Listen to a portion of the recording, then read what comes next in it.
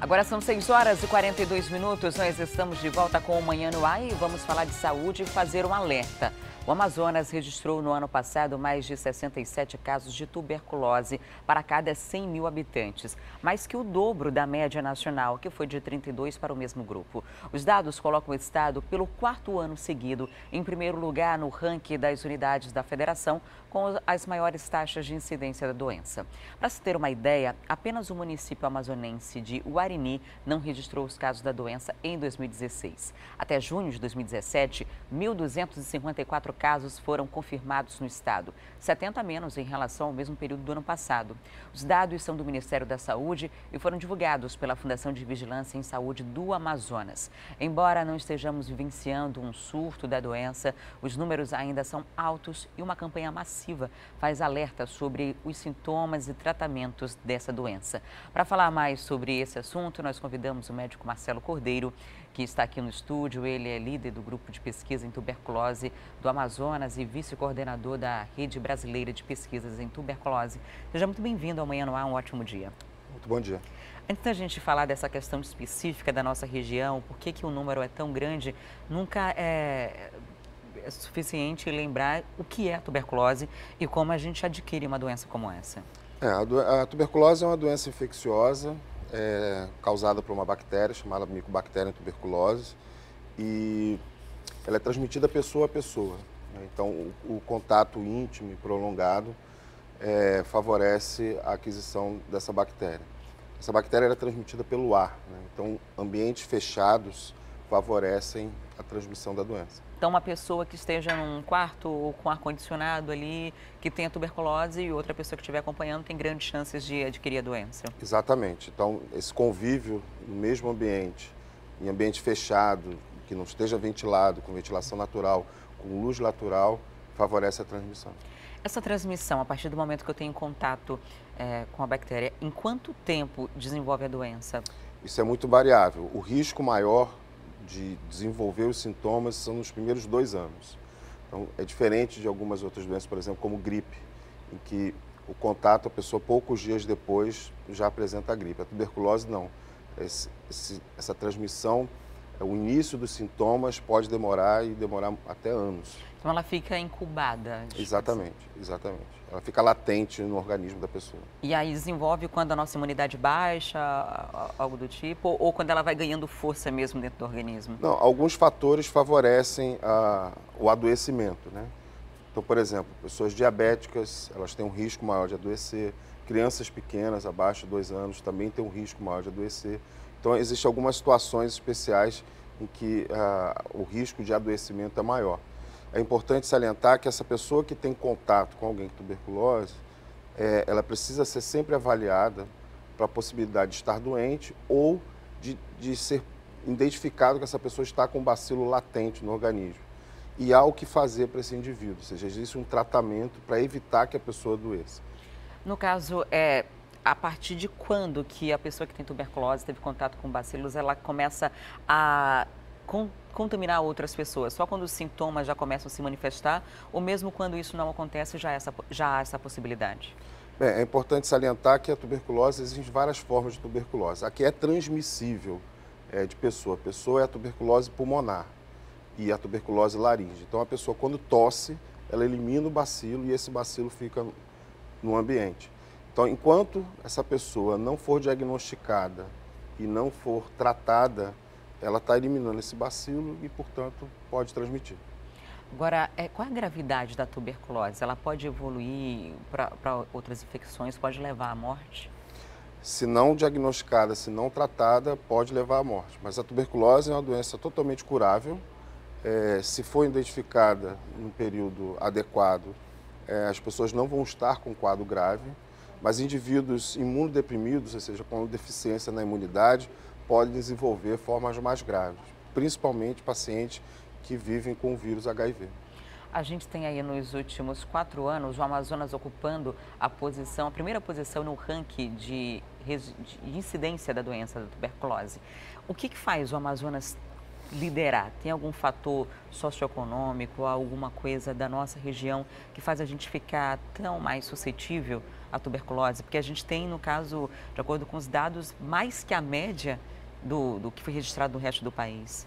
Mais que o dobro, né, na verdade. Certamente é uma questão multifatorial, né? Existem vários fatores envolvidos, né? Então, um dos fatores é o retardo no diagnóstico. Então, as pessoas custarem a procurar o atendimento médico para fazer o diagnóstico favorece a transmissão e, portanto, mais casos. A outra questão é o grau de abandono do tratamento. Então, é importante que as pessoas diagnosticadas com tuberculose, elas, ao iniciar o tratamento, devem seguir o tratamento até o final, já que o tratamento leva no mínimo 6 meses. E a pessoa, com a melhora dos sintomas, ela não deve abandonar o tratamento. E a questão do abandono é um ponto crítico, porque além da pessoa não curar, ela pode desenvolver resistência ao tratamento. Para se ter uma ideia, uma pessoa com bacilo sensível faz o tratamento entre 6, no máximo 9 meses. Indivíduos com o bacilo resistente, o tratamento é no mínimo de 2 anos. Nossa. Então fica muito mais difícil tratar esse indivíduo. E 2 anos tomando antibiótico direto? Exatamente. Nossa. Quando você começa o tratamento, os sintomas reduzem logo no começo, né? Essa tosse, esse desgaste que a tuberculose causa. É muito comum que as pessoas parem justamente por não estarem se sentindo mais doentes. Exatamente. Esse é um problema muito importante. Cerca de 2 semanas, aproximadamente, após o início do tratamento, a pessoa já não está mais transmitindo para outras pessoas. E, certamente, a grande maioria vai se sentir bem melhor, já não vai ter mais tosse, ou a tosse vai ter melhorado muito. Não pode ter a impressão, achar que está curado. Porque essa bactéria, para você considerar o indivíduo curado, você tem que fazer um tratamento longo, que é no mínimo 6 meses. E, como eu falei, o grande risco do abandono do tratamento é a resistência que essa bactéria pode adquirir aos antibióticos. E até de desenvolver as superbactérias, né? Dependendo do caso. O bacilo da tuberculose está no grupo das bactérias que podem ter um alto grau de resistência. Algumas regiões do mundo a gente tem bactérias que são praticamente resistentes a todos os antibióticos. Recentemente, a gente tem casos de tuberculose que foram registrados na população venezuelana, indígena venezuelana, que está aqui no Amazonas.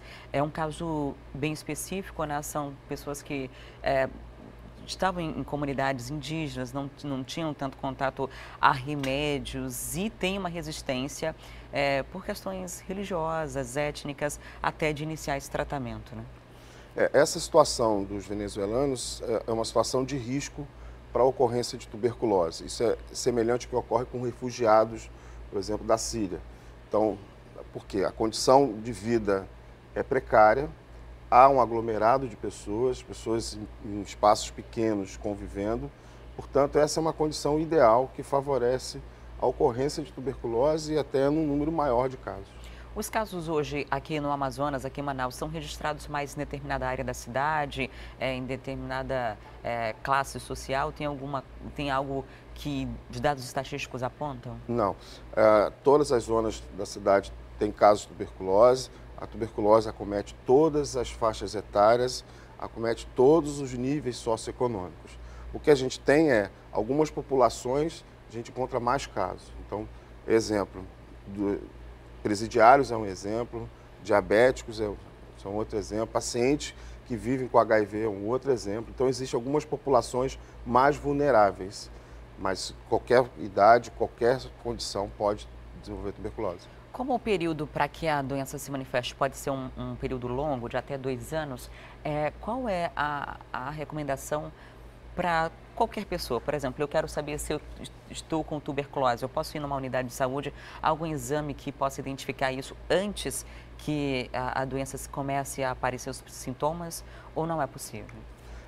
A recomendação que a gente dá é para qualquer pessoa com tosse por mais de 3 semanas, é um indivíduo suspeito de estar com tuberculose. Então, essa pessoa deve procurar uma unidade de saúde mais próxima de casa e a rede de saúde como um todo tem recursos necessários para fazer o diagnóstico e o tratamento. Uma vez com tuberculose, feito o tratamento, eu posso desenvolver de novo a doença?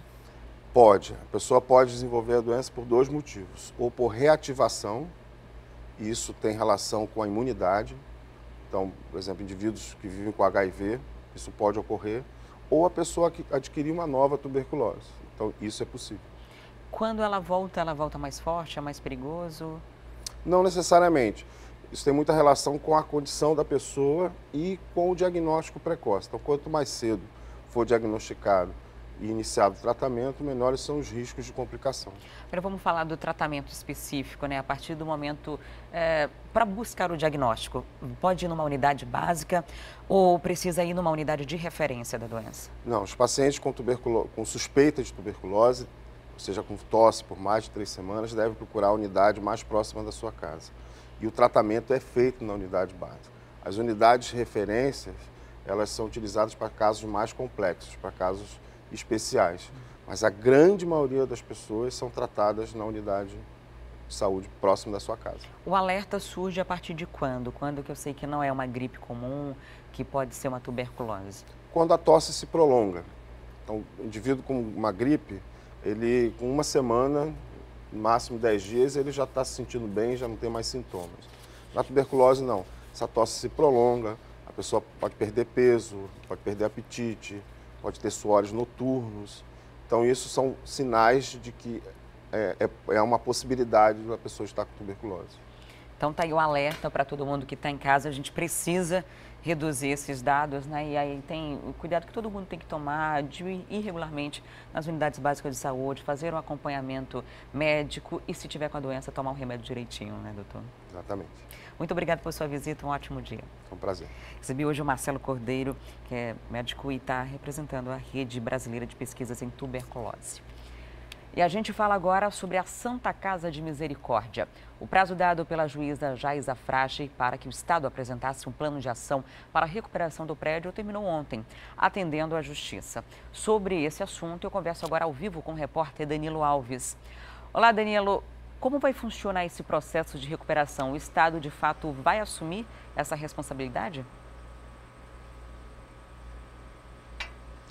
Pois é, existe aí um impasse entre a Secretaria de Estado de Cultura e também o IPHAN, que é o Instituto Federal desses prédios que são tombados.